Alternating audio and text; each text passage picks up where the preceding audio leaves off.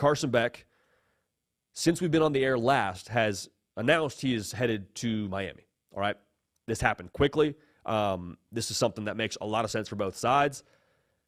If you're Miami, you got a quarterback now that can run the Shannon Dawson offense, right? You can kind of spray it around the yard. You can be a team that can still throw it downfield.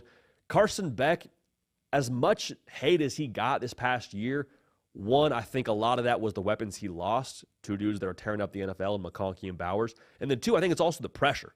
He was kind of asked to be the guy for Georgia this past year when he was the Heisman Trophy betting favorite, and he was the quarterback of the I think it was preseason national title favorite, or at least second in those odds to win the national championship in Georgia. There was a lot there.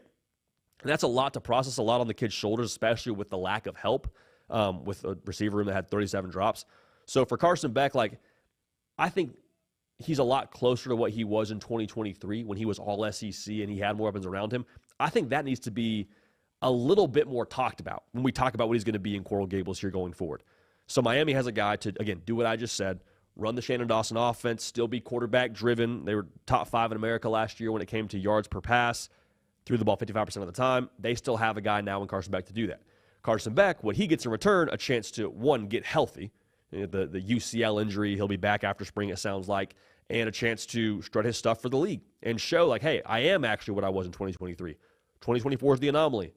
Follow the Cam Ward blueprint where he comes to school there for a year and then ends up being a first-round pick. I love this for Carson Beck. I think it makes a ton of sense. The discussion that I think is most interesting for Miami, though, when you zoom out at what the state of Florida is, it is arguably the most talent-rich high school recruiting grounds in all of college football. Going into last year's draft, there had been 314 first-round picks. 50 of those dudes came from the state of Florida. Translation, if you can be the team in the state and keep the most in-state talent home, in addition to draw guys from Texas and California and all that and kind of have a national footprint as well, if you just keep the guys in-state home, you're going to have a chance to win national championships. Now, how do you do that? On-field success is how you become the team in the state. Miami was that this past year, okay? Make no mistake. They beat Florida pretty definitively that first game of the year. They beat Florida State. The thing that's interesting about adding Carson Beck is it avoids that reset for Miami that they could potentially have if they didn't have great quarterback play. Like we said it previously, Cam Ward, how many wins was he worth for Miami last year? Take him off that squad, or what, 7-win team? That's not me dunking on Miami. It's just it speaks to how good Cam Ward was and how good that offense was behind him. They were a quarterback-driven operation. So if you give me mid-quarterback play, I'm not saying that you go back to, winning 7 games, but I don't feel all that confident you take a step forward.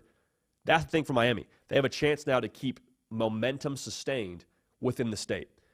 Because if it's not you keeping dudes home, Florida, I understand you beat them pretty soundly that first game of the year. They're trending in a positive direction right now around DJ Lagway. Florida State, yeah, they're down bad. No way around it. They're also a year removed from being undefeated in the regular season and winning the ACC. So, there's just, to me, it's a race for the throne in the state of Florida. It's a race to keep top talent home. And if you can keep top talent home, like I just said, you're going to have a chance to compete for all the prizes in college football and win at the highest level. Because if you're winning, what it says to recruits is, one, winning is fun. Winning fixes a lot of things. Winning gets you exposure to the next level. That's one. Two, it also speaks to the development in-house of what Miami has done to have this kind of product on the field. Now, I'm not telling you that's a finished product when it comes to their development apparatus, but I think if Carson Beck has similar success to a Cam Ward when it comes to his NFL prospects, he gets to Coral Gables, has a good year, ends up being a first-round pick, yeah, you've gone 2 years where you've gone to the portal to get a quarterback, and maybe that in itself helps you recruit the next portal quarterback. But also at the high school level, I think it speaks to, hey, these two dudes were not first-round picks when they came to us. They left as first-round picks. Come play here. At the quarterback position alone, I think that would speak volumes and be a phenomenal thing for them going forward. At every other position, Mario Cristobal, they're going to go acquire talent. They will. That's who he is. That's what they've done. That's what they're about.